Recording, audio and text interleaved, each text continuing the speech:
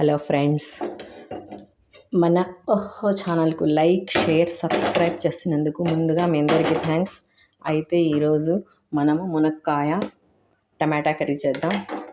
ముందుగా స్టవ్ వెలిగించి ప్యాన్ పెట్టానండి. కడిగాను అనమాట. ఈ వాటర్ ఆన్ చేస్తున్నాను. ఇది కొంచెం వేడి అవ్వాలి. మునక్కాయ అనేది హెల్తీ అండి, బోన్స్కి ఐరన్ పరంగా మంచిగా హెల్దీ అనమాట. అయితే వేడే బోన్స్కి హెల్దీ అన్నది ఏది ప్రతిదీ వేడే. ఇప్పుడు చక్కగా హీట్ ఎక్కింది పాను.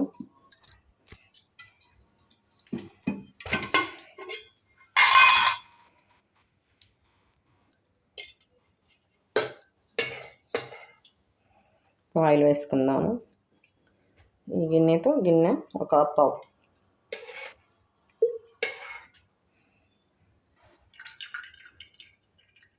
చూసారు కదా ఆయిల్.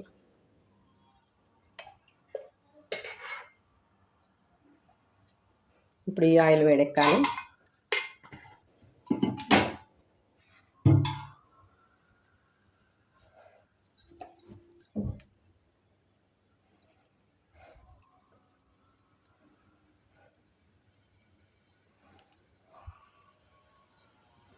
ఇంకా వేడెక్కలేదు ఆయిల్ వేడెక్కాలన్నమాట. చూసారు కదా ఆయిల్ ఇట్లా ఉంటే బాగుంటుంది, టేస్ట్గా ఉంటుంది కూర.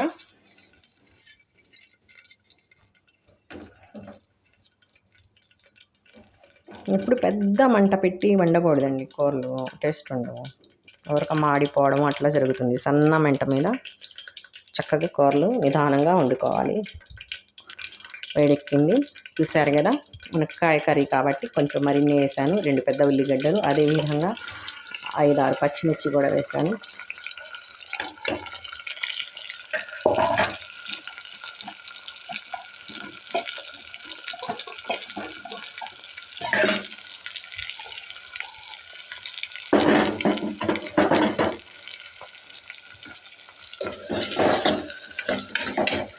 ఇవన్నీ చక్కగా కొంచెం మగ్గాలన్నమాట.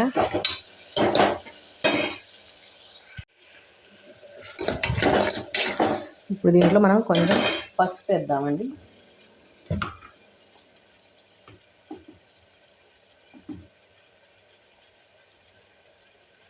ఒక 1/2 టీ స్పూన్.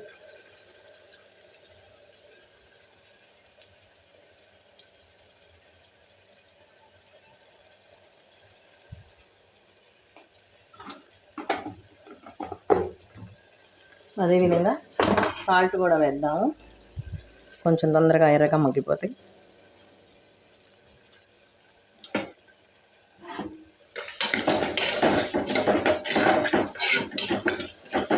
ఒక 2-3 నిమిషాలు టైం పడుతుందండి. పెద్ద మంట పెడితే మాడిపోతుంది. సన్న మంట మీద ఒక 2 నిమిషాలైనా పడుతుంది. ఈలోగా మూత వేస్తాను. ఫ్రెండ్స్, 3 మినిట్స్ అయినాయి. ఇప్పుడు చూద్దాం మగ్గినాయా లేదా అని.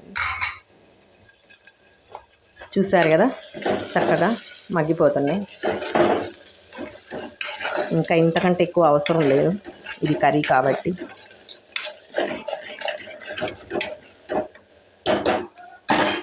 బిర్యానీలో అలా అయితే ఇంకా రెడ్ అండ్ బ్రౌన్ కలర్లో వేయాలన్నమాట.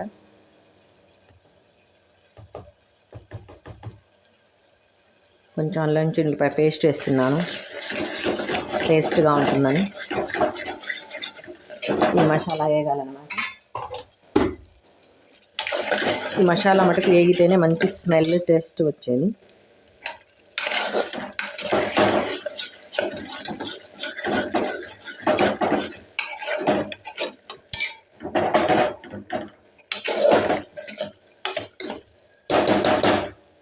ఇంకొక 3 మినిట్స్ పడుతుంది సన్నమంట మీద. ఫ్రెండ్స్, వేగిందో లేదో చూద్దాము. చక్కగా మసాలా వేగిపోయిందండి. మంచి స్మెల్ వస్తుంది. బ్రౌన్ కలర్లో వచ్చింది.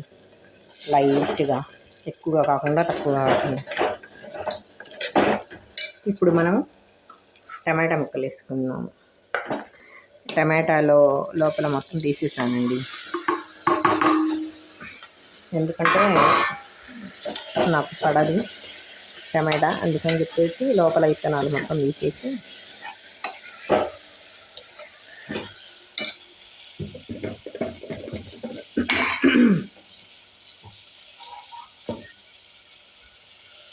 ఇప్పుడు ఒక చెంచాడు కారం వేద్దాము.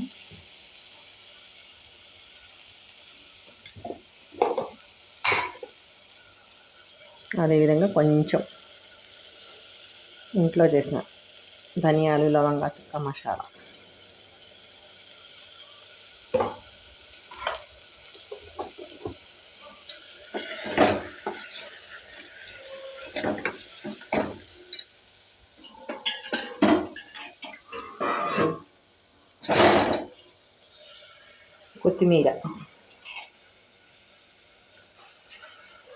కొత్తిమీర గార్నిష్ చేస్తారు, కానీ అది ఏమవుతుందంటే పైన వేసి ఏరి తీసేస్తారు.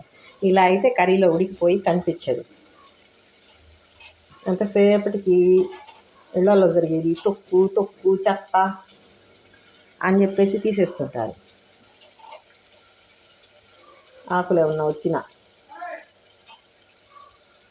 అందుకని చెప్పేసి ఇట్లా వేసి వండడం వల్ల మెత్తగా ఉడికిపోయి చేతికి రాదనమాట. ఇప్పుడు ఇది కొంచెం మగ్గనిద్దాము. ఒక 5 నిమిషాలు టమాటా ముక్కలు మగ్గాలి. ఫ్రెండ్స్, సరే కదా, చక్కగా మగ్గిపోయిందనమాట. అయితే మునక్కాయలు ఇంకొంచెం మగ్గాలి.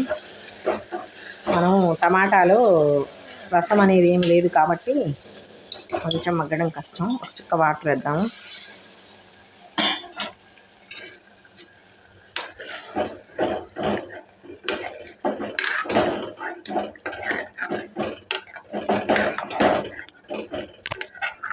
నీరు అది తీసేసరికి మనకు టమాటాలు మెత్తగా ఉడకడం కష్టం అయిపోతుంది. ఇలా తక్కువగా ఉంటుంది. అందులో ఇప్పట్లో నాటు అని ఎక్కడా లేదు. మూత పెట్టేద్దాం. కుక్కర్ విజిల్ పెడదాము. ఒక 2 విజిల్స్ వస్తే సరిపోతుంది.